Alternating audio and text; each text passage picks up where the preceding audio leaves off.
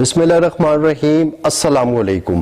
میں ہوں مطیب احمد اور آپ دیکھ رہے ہیں پروگرام سیدھی بات۔ ناظرین، ہم لوگوں نے ڈیفرنٹ ایشوز پہ پروگرامز ہم لوگ کر چکے ہیں، لیکن آپ لوگوں کی یہ بھرپور خواہش بھی تھی اور ہم لوگوں کو کافی میسیجز بھی ملے اور آپ لوگوں نے اس چیز میں انٹرسٹ شو کیا کہ سائیکالوجی سے ریلیٹڈ ہم لوگ ایک اور پروگرام کریں، اسپیسیفک جو سائیکولوجیکل ایشوز ہیں ان پہ ہم پروگرام کریں۔ اس سے پہلے ہم لوگوں نے ایک پروگرام کیا تھا لیکن وہ ایک جنرلائز پروگرام تھا، تو اس کا آپ لوگوں نے ہمیں بڑا پازیٹیو فیڈ بیک دیا ہے۔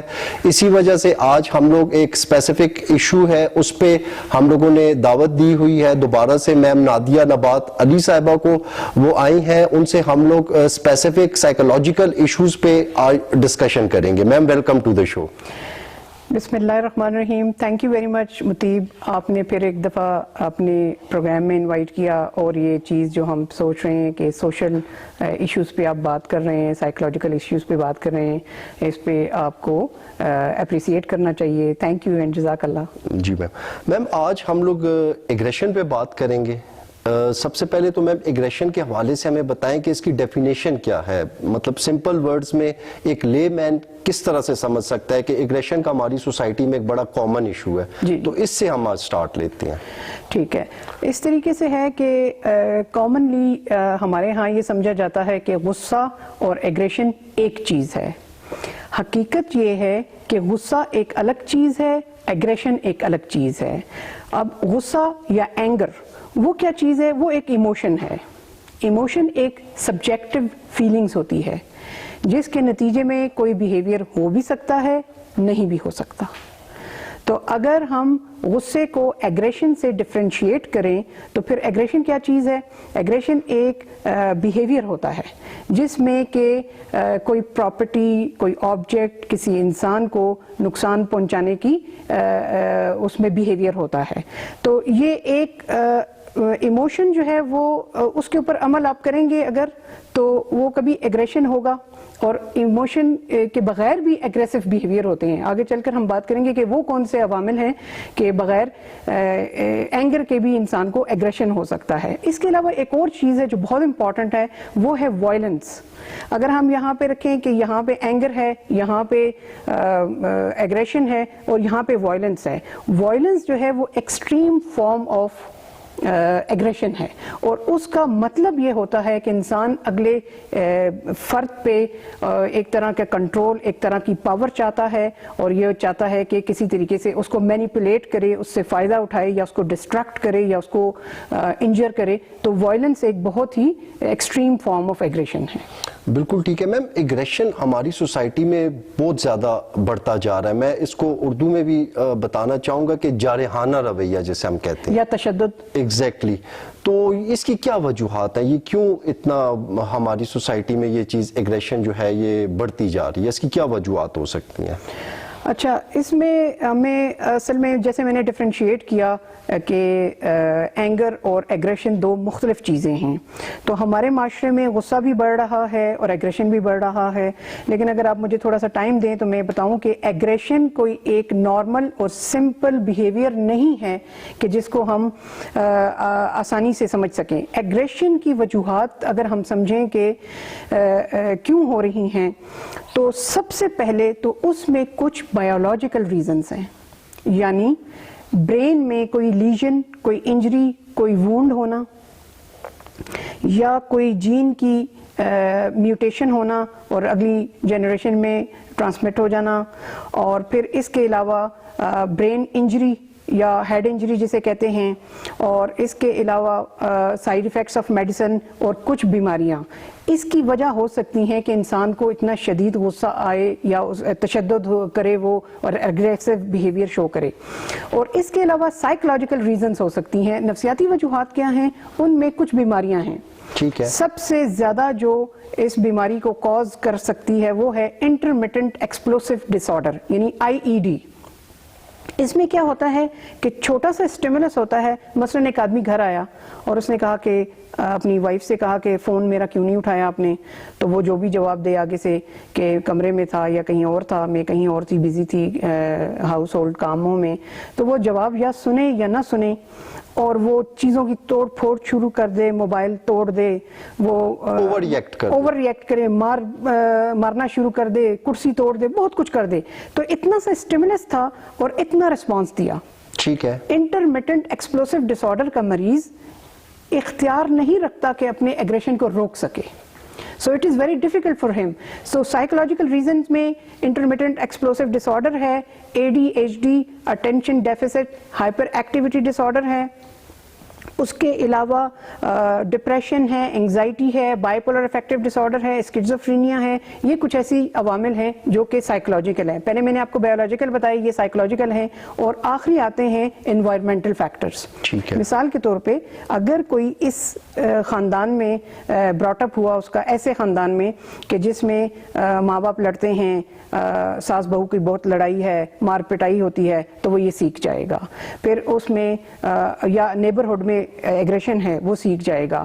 اگر وہ ایگریسو کارٹونز اور ویڈیوز اور فلمیں دیکھتا ہے, وہ سیکھ جائے گا. تو یہ کچھ عوامل ہیں کہ جنرلی پوری دنیا میں جس کی وجہ سے لوگ ایگریسو بیہیویئر شو کرتے ہیں. بالکل ٹھیک ہے میم. اس کی کوئی ٹائپس بھی ہیں؟ جی, ایگریشن کی ٹائپس اگر آپ دیکھیں تو وربل ایگریشن ہے, جس میں کہ انسان اگلے بندے کو ایبیوسو لینگویج یا ہارش ورڈز اس طریقے سے وہ اپنا وہ ایبیوسو لینگویج بھی ہو سکتی ہے. تو اس کے علاوہ بیہیویئر ہو سکتا ہے, یعنی فزیکل ایگریشن. اس میں توڑ پھوڑ, مار پیٹ, انجری وغیرہ یہ سب ہو سکتا ہے.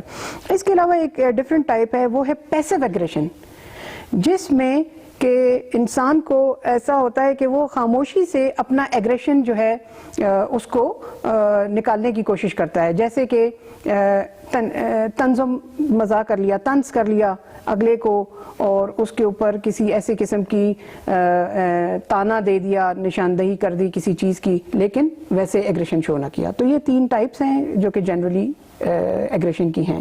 بالکل ٹھیک ہے. اور میم اس کو اب ہم نے اس کی کازز بھی ڈسکس کر لی, ٹائپس بھی ڈسکس کر لی, تو اس کی ٹریٹمنٹ کیسے کی جاتی ہے؟ Aggression psychological point of view سے اس کو کیسے ٹریٹ کیا جاتا ہے, مطلب اس بیہیویئر کو کیسے بہتر بنایا جاتا ہے؟ جی, اصل میں ہم اگر اس میں 2 حصے کر لیں کہ ایک چیز ہے اینگر اور ایک چیز ہے ایگریشن, جیسے کہ ہم نے ابھی ڈسکس کیا. تو اینگر مینجمنٹ ایک الگ چیز ہے, ٹھیک ہے, جو مائلڈ ٹو ماڈریٹ ہو سکتا ہے, اور جو ایگریشن ہے اس کی ٹریٹمنٹ تھوڑی الگ ہوگی.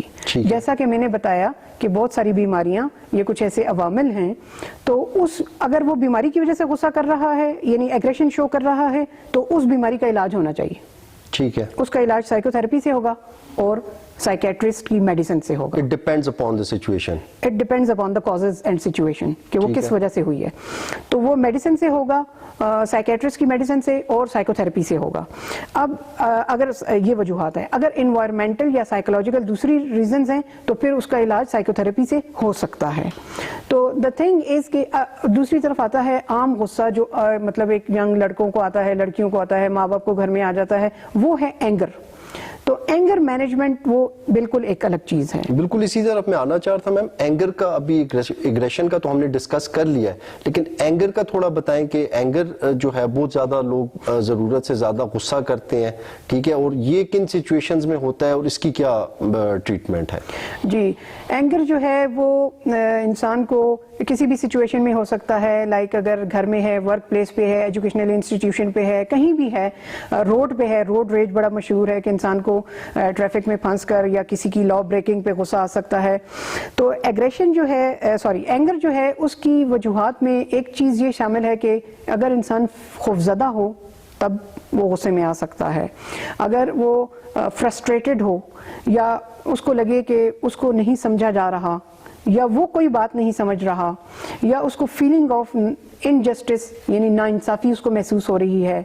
اور اس کے علاوہ کوئی باڈیلی نیڈ ہے, جیسے پین ہے, یا थकावट है या भूख है, तो ये कुछ वजूहात हैं जो कि एंगर की वजूहात बन सकती हैं और फिर इनको मैनेज मुख्तलिफ तरीके से किया जाए। मीन्स ये कुछ एक्सटर्नल फैक्टर्स हैं कि जिनकी वजह से वो रिएक्शन आता है किसी इंडिविजुअल का? जी, ज्यादातर, और कभी कभार उसकी वजूहात कोई ऐसी सोचें भी हो सकती हैं। बिल्कुल ठीक है। फिर मैम एंगर मैनेजमेंट कैसे की जा सकती है, मतलब किस तरह से इस बिहेवियर को बेहतर बनाया जा सकता है, किस तरह ऐसी सिचुएशंस जिनमें इंसान को गुस्सा आ जाता है उनको कैसे कंट्रोल किया जा सकता है, अपने बिहेवियर को कैसे बेहतर बनाया जा सकता है कि इंसान कूल हेडेड रहे, रिलैक्स रहे ऐसी सिचुएशन में जहां पे गुस्सा आने का चांस हो? जहाँ पे गुस्सा आने का चांस हो या आ गया हो तो उसकी तरीक़ाकार ये है कि एक तो ये है कि इंसान को चाहिए कि वो अपने एंगर को ट्रिगर्स उसके देखे कि मुझे किन किन बातों पर गुस्सा आता है। वक्त पे खाना ना मिलने पर गुस्सा आता है, ज़्यादा काम करने पड़ जाए गुस्सा आता है, नींद पूरी ना हो गुस्सा आता है। तो ये चीज़ें पहले उसको ट्रिगर्स का एक लाइन, एक लिस्ट बनानी चाहिए। उसके अलावा अगर गुस्सा आ गया है तो उस सिचुएशन से थोड़ी देर के लिए, सॉरी आपकी बात काट रहा हूं, ट्रिगर्स मींस के वो चीजें कि जो कि आपको प्रोवोक करती हैं। जी बिल्कुल ठीक है, जो कि आपको गुस्सा दिलाती है। बिल्कुल ठीक। तो उनकी आप लिस्ट बना लें और इसके अलावा आप क्या कर सकते हैं कि उस सिचुएशन से अगर गुस्सा आ गया है तो थोड़ी देर के लिए स्टेप आउट करें, बाहर निकलें, थोड़ी सी एक और चीज़ है वॉक कर लें, थोड़ी कोई एक्सरसाइज कर लें और अपने आप को इसमें फिजिकल एक्टिविटी में किसी फिजिकल एक्टिविटी में इन्वॉल्व कर लें। या अगर आप बहुत ज़्यादा ऑफिस में काम करके आए हैं और घर में आए हैं तो इससे पहले कि आप बीवी बच्चों से कम्युनिकेट करना शुरू करें तो कोई एक ऐसी एक्टिविटी करें जिसमें आपकी 5 सेंसेशंस में से ज़्यादातर सेंसेशंस इस्तेमाल होती हूँ। जैसे मिसाल के तौर पे एक छोटी सी चीज़ है, आपकी फेवरेट कैंडी है, वो आप निकालेंगे, उसको देखेंगे, उसको टेस्ट करेंगे, तो ये आपकी एक एक्टिविटी हो जाएगी और थोड़ा सा आपकी तवज्जो उस चीज़ से हट जाएगी। और फिर इसके अलावा बहुत इम्पॉर्टेंट चीज़ ये है कि आप एंगर मैनेजमेंट में रीफ्रेम करें अपनी थिंकिंग को।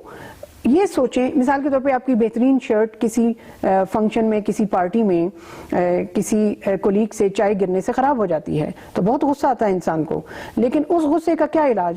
अब ये इलाज है कि आप उस थोड़ी देर उस सिचुएशन से निकलें। आप ये सोचें कि it was me who turned without noticing his presence, तो मेरे ऊपर गिर गई चाय, मैं शर्ट धुलवा लूँगा, धो लूँगा, ये ठीक हो जाएगी और ये उसकी भी गलती है, मेरी भी गलती है, तो ये डिफ्यूज़ हो जाएगी बात।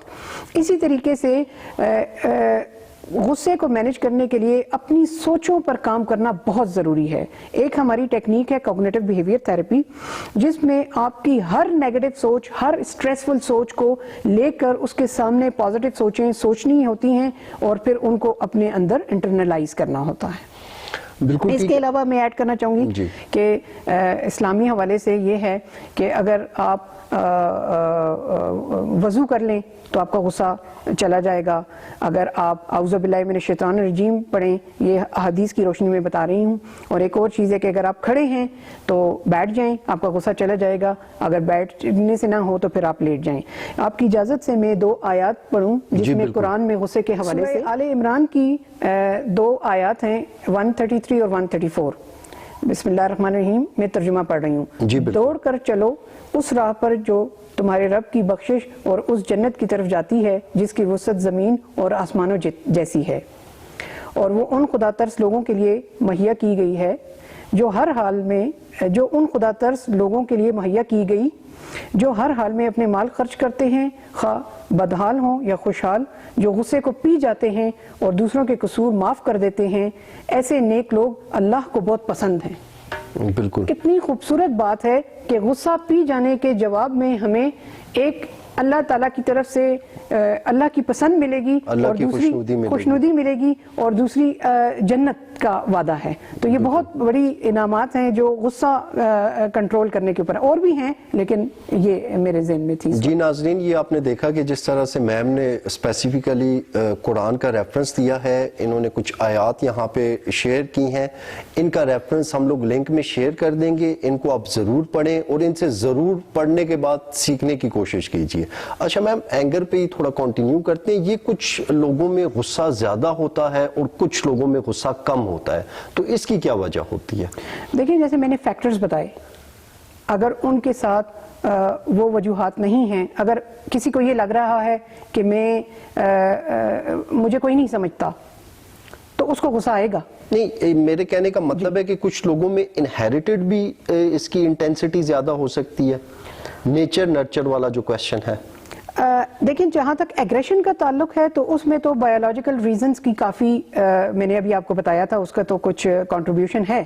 جہاں تک اینگر کا ہے تو اینگر ایک ایموشن ہے. ٹھیک ہے. بیسیکلی ایموشنز آر انیٹ, یعنی وہ ان بورن ہوتے ہیں, آپ کے ساتھ ہوتے ہیں. جیسے خوشی ہے, جیسے اداسی ہے, جیسے خوف ہے, ویسے غصہ بھی ایک وہ ہے, ایموشن ہے. اور غصہ جو ہے وہ اچھی کاموں کے لیے بھی استعمال ہو سکتا ہے.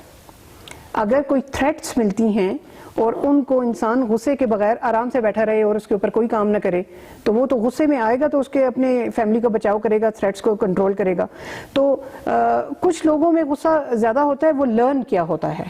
وہ اگر مثال کے طور پہ دادا کو بھی غصہ آتا تھا, باپ کو بھی غصہ آتا ہے, مجھے بھی غصہ آتا ہے, لوگ بڑا فخر محسوس کرتے ہیں کہ جی ہمارے خاندان میں غصہ ہے. ایسی کوئی بات نہیں. اگر ہے غصہ خاندان میں تو جین سے زیادہ, یعنی جینیٹک میک اپ کی بجائے یہ زیادہ لرننگ کی وجہ سے ہے, آبزرو کرنے کی وجہ سے, لرنڈ بیہیویئر ہے زیادہ تر. اور یہ ہے کہ جو ایموشنز ہیں وہ نیچرل ہیں, تو ان کو اب ایکسپریس جیسے آپ کرتے ہیں وہ لرنڈ ہے. ویسے تو غصہ نیچرل ہے, یعنی آنا نیچرل ہے, لیکن آپ اس کو جیسے ایکسپریس کرتے ہیں, جیسے شو کرتے ہیں, that is some thing learned. بالکل ٹھیک ہے. جی ناظرین, ہم لوگوں کی بڑی دلچسپ گفتگو جاری ہے. ایک چھوٹی سی بریک لیتے ہیں, ملتے ہیں بریک کے بعد.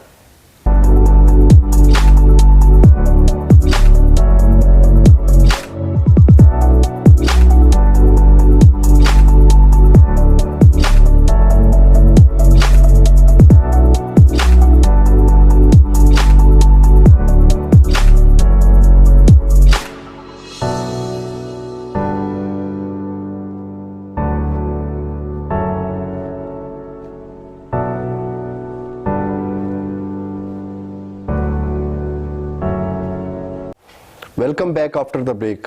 ناظرین, اینگر مینجمنٹ پہ میم سے بات ہو رہی تھی. اب میم میں یہ چاہوں گا کہ کچھ ایسی انسٹنٹ ٹیکنیکس آپ بتائیں کہ جن کو یوز کرتے ہوئے غصے کو ہینڈل کیا جا سکے.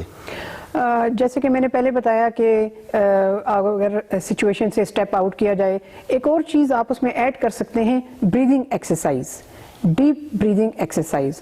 اس کا طریقہ یہ ہے کہ اگر آپ کسی چٹائی پہ, قالین پہ یا اپنے بستر پہ سیدھے لیٹ جائیں اور اپنے ہاتھ بالکل اپنے ساتھ یوں رکھ لیں اور اپنے باڈی کو ریلیکس چھوڑ دیں. اور اس بریدنگ ایکسرسائز کے دو آپ سمجھ لیں کہ دو طرح کی سانسیں ہیں. ایک میں انسان انہیل کرتا ہے جیسے کہ سانس اندر لینا, اور دوسرے میں ایکزیل کرتا ہے جیسے کہ سانس باہر نکالنا. تو جب انسان ناک کے ذریعے سے سلولی, بہت آہستگی کے ساتھ سانس اندر لے تو اس کا ایمفیسس یہ ہونا چاہیے کہ اس کا چیسٹ موو نہ کرے بلکہ اس کا ایبڈومن زیادہ موو کرے. یعنی اگر اس کا چیسٹ موو کرے گا تو یہ شیلو بریدنگ ہے, اور اگر ایبڈومن موو کرے گا تو یہ ڈیپ بریدنگ ہے, اور ناک کے ذریعے سے وہ اپنے پیٹ میں ہوا بھرے. لیکن میم سوری آپ کی بات پھر سے کاٹ رہا ہوں, غصے کے عالم میں یہ ٹیکنیک اپلائی کرنا مشکل نہیں ہو جائے گا, کیونکہ وہ تو ایک ایسی کیفیت ہوتی ہے کہ جس میں بندہ آپے سے باہر ہوا ہوتا ہے. نہیں, یہ میں بتا رہی ہوں, یہ ٹیکنیک آنی چاہیے, اور میں آگے چل کے بتاؤں گی کہ جب آپ یہ ٹیکنیک سیکھ جائیں گے تو پھر آپ کی عادت بن جائے گی ڈیپ بریدنگ بیٹھے بیٹھے کرنے کی بھی, اور یہ بہت آسان ہو جائے گا. لیٹ می کمپلیٹ اٹ, اور پھر اس میں دیکھتے ہیں کہ ہم اس کو عادت کیسے بنائیں گے. تو آپ جو ہیں ناک کے ذریعے سے گہرا لمبا سانس لیں, پیٹ میں ہوا بھریں, اور پھر ہلکا سا منہ کھول کے ایکزیل کر دیں. تو یہ ہو گئی آپ کی ایک ڈیپ بریتھ. اس طرح کی 15-20 ڈیپ بریتھس آپ ایک گو میں کریں گے, آنکھیں بند کر کے آہستگی کے ساتھ, اور یہ سوچتے ہوئے کہ ایٹماسفیئر یا ماحول میں موجود جتنی بھی آکسیجن ہے اس میں زیادہ سے زیادہ آپ مقدار اپنے لنگز کے ذریعے سے اپنے دماغ کو, اپنے دل کو اور باقی پارٹس آف باڈی کو پہنچا رہے ہیں. تو اس سے ایک خاص طرح کی ریلیکسیشن آپ کو ملے گی, اور آکسیجن واقعی وہاں زیادہ مقدار میں پہنچتی بھی ہے اور باڈی کو ریلیکس بھی کرتی ہے, اور اس سے انگزائٹی بھی کم ہوتی ہے اور دل کی دھڑکن بھی کم ہوتی ہے. یہ جب آپ پہلے 10 دن ایک دفعہ کر لیں، اگلے 10 دن اس کو دن میں 2 دفعہ کر لیں کم از کم 4-5 گھنٹے کے گیپ سے، اور پھر اس کو آپ عادت بنا لیں دن میں 1 دفعہ کرنے کی، اس کے بعد آپ کو یہ ایک ہیبٹ بن جائے گی کہ آپ دیکھیں گے کہ میں شیلو بریدر ہوں، میں چیسٹ کے ذریعے سے سانس لے رہا ہوں، یا میں ایبڈومینل بریدر ہوں، یعنی میں پیٹ کے ذریعے سے زیادہ سانس لے رہا ہوں یا لے رہی ہوں۔ تو اس سے یہ ہوگا کہ آپ کو بیٹھے بیٹھے جس محفل میں بیٹھے ہیں، ٹریول کر رہے ہیں، آپ اسی وقت گہرے لمبے سانس، ظاہری بات ہے غصے میں انسان کا سانس جتنی بھی ڈیپ بریدنگ ایکسرسائز کر لی جائے تو اس وقت اوپر نیچے ہوگی، تو آپ اگر کنسنٹریٹ کر کے ابھی کوئی بول رہا ہے، آپ کو غصہ آ رہا ہے، تو آپ وہاں بیٹھے بیٹھے ڈیپ برید کر سکتے ہیں اور گہرے لمبے سانس کم از کم 3 لے سکتے ہیں۔ اس کے علاوہ آپ جہاں بیٹھے ہوں، اگر آپ آگے کر کے بیٹھے ہیں تو آپ ریلیکس کر کے back to the back of chair کے ساتھ ملا لیں اور آکسیجن کھڑکی وغیرہ کی جگہ کے قریب بیٹھیں، تو یہ ایک ایسی چیز ہے کہ جو ڈیپ بریدنگ ایکسرسائز آپ کے سٹریس کو، آپ کے غصے کو مینج کرے گی۔ بالکل ٹھیک ہے میم، میں اسی سے ریلیٹڈ اسی سے لنکڈ ایک کوشچن آپ سے پوچھنا چاہوں گا، آپ کو جب غصہ آتا ہے آپ کیا کرتی ہیں؟ دیکھیں یہ تو وہ بات ہے کہ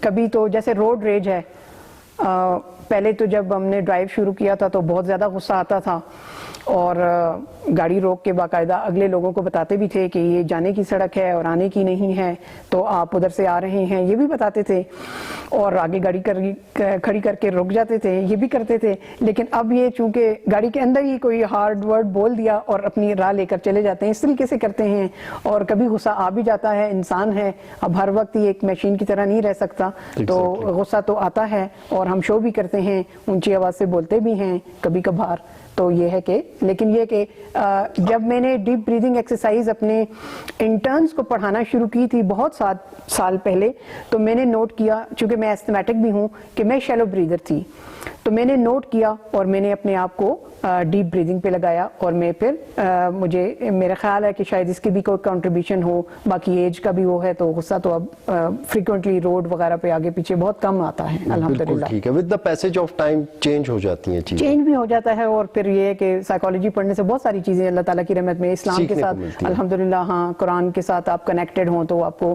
اللہ تعالیٰ بہت ہیلپ کرتے ہیں۔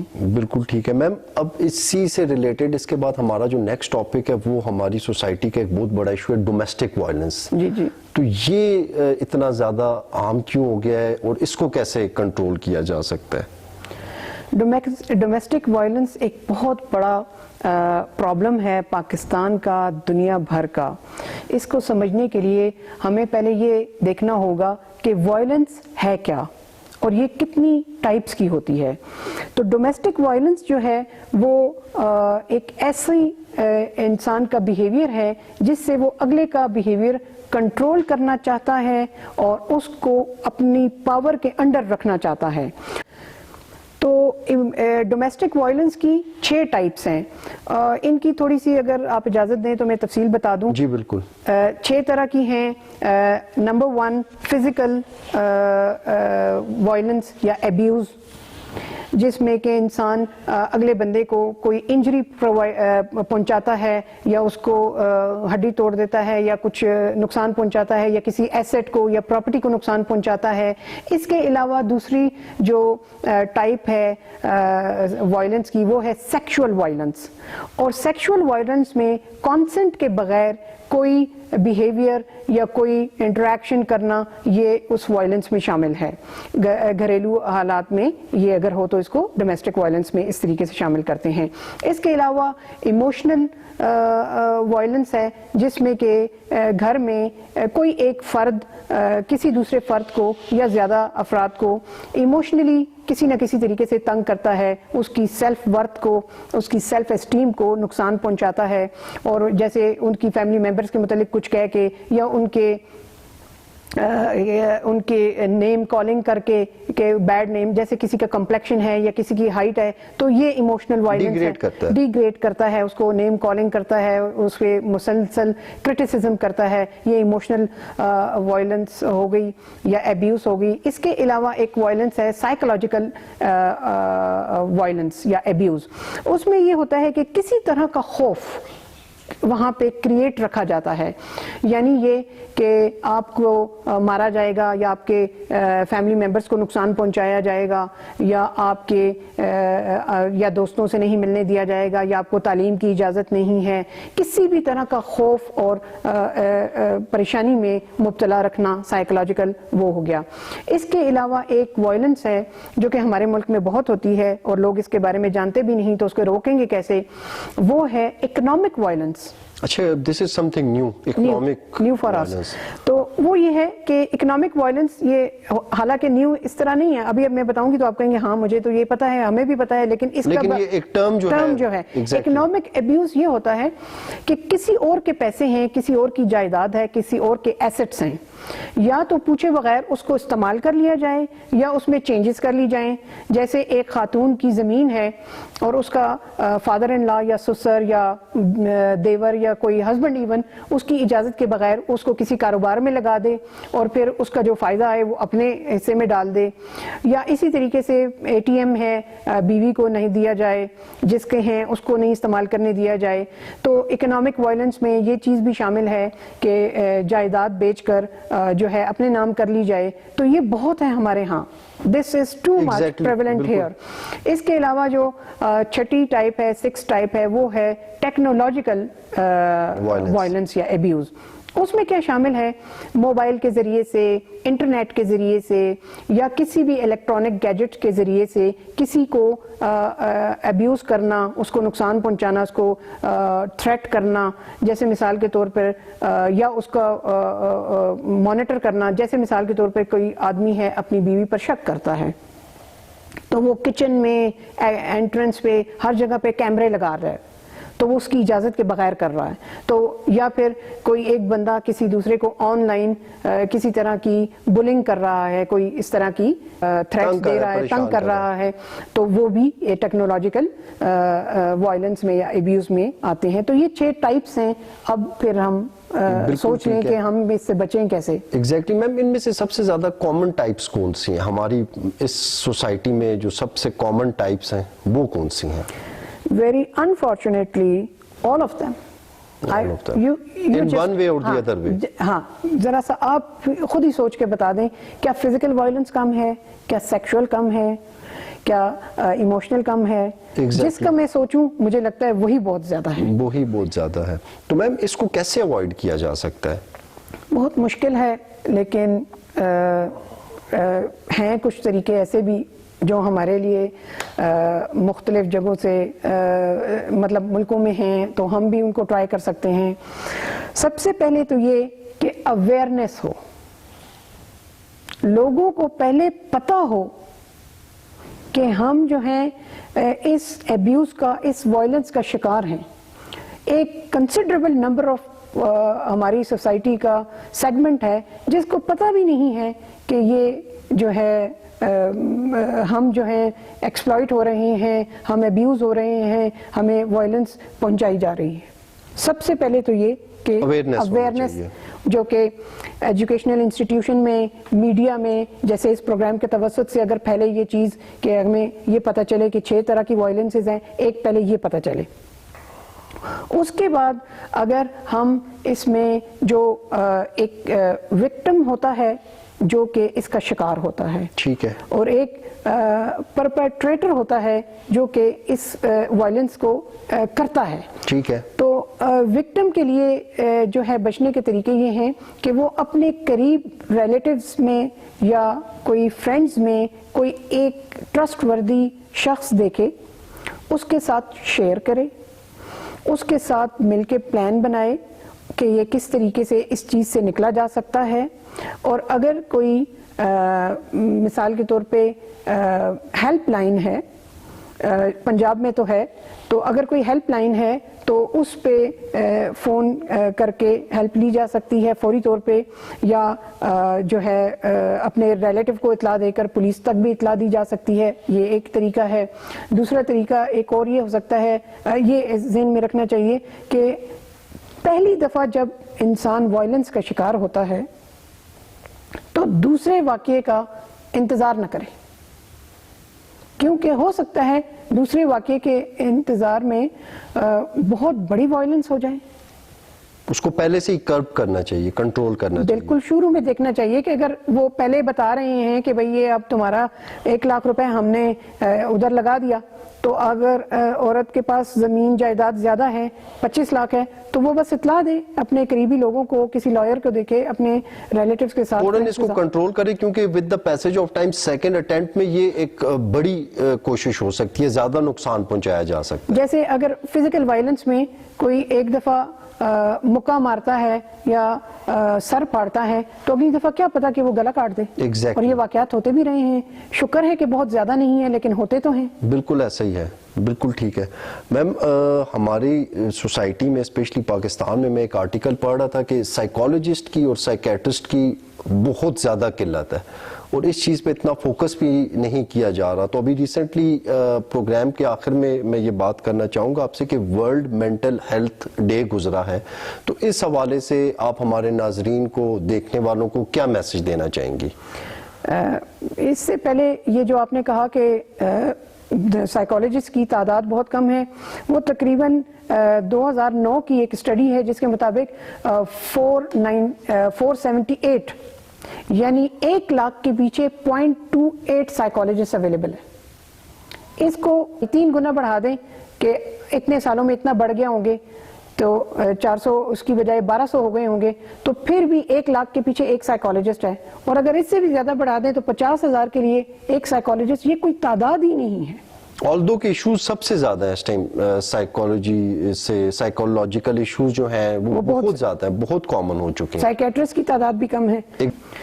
اس میں جو میسج ہے آپ نے کہا کہ دوں, تو اس دفعہ تھیم تھا مینٹل ہیلتھ ڈے کا کہ mental health is a universal human right. تو میرا میسج یہ ہے کہ let us be vigilant with our family members, with our friends. اپنے گھر میں دیکھیں, اپنے فرینڈز میں دیکھیں, اپنے کولیگز میں دیکھیں, اپنے ملازمین میں دیکھیں, کیا کوئی مینٹل ہیلتھ کنڈیشن کے ساتھ اسٹرگل تو نہیں کر رہا. اگر کر رہا ہے تو اس کو ہیلپ آؤٹ کریں, اس کی بات سنیں, اس کو چیزیں اس کو شیئر کرنے کی عادت بنائیں, اور اس کو جو ہے ریفر کریں کہ وہ سائیکالوجسٹ کے پاس جائیں اور ان کو کوئی سلیوشن ڈھونڈ کر دیں کہ وہ کس طریقے سے اپنی مینٹل ہیلتھ کنڈیشن کو جو ہے ایڈریس کریں. ٹھیک ہے, تھینک یو سو مچ میم. آپ نے ٹائم آپ دیتی ہیں, آپ مطلب یہ وہ ایشوز ہیں کہ جن پہ بہت کم ہماری سوسائٹی میں بات ہو رہی ہے, اور لوگ اس کو اتنا زیادہ وہ دیکھ بھی نہیں رہی, جس کی وجہ سے ہماری سوسائٹی میں جس طرح سے وائلنس پہ بھی بات ہوئی ہے یہ کافی بڑھتی جا رہی ہے, اینگر بڑھتا جا رہا ہے, ایگریشن بڑھتا جا رہا ہے. تو یہ چیزیں تبھی کنٹرول ہوں گی کہ جب ان چیزوں پہ ڈسکشن ہوگی, ان چیزوں پہ بات ہوگی, ان کی ریمیڈیز دیکھی جائیں گی. بالکل صحیح کہا, تھینک یو ویری مچ مطیب, جزاک اللہ. یہ ایک بہت اچھی کوشش ہے, اس کو جاری رہنا چاہیے, اور جو ہے اللہ کرے کہ لوگوں کو اس سے فائدہ بھی ہو.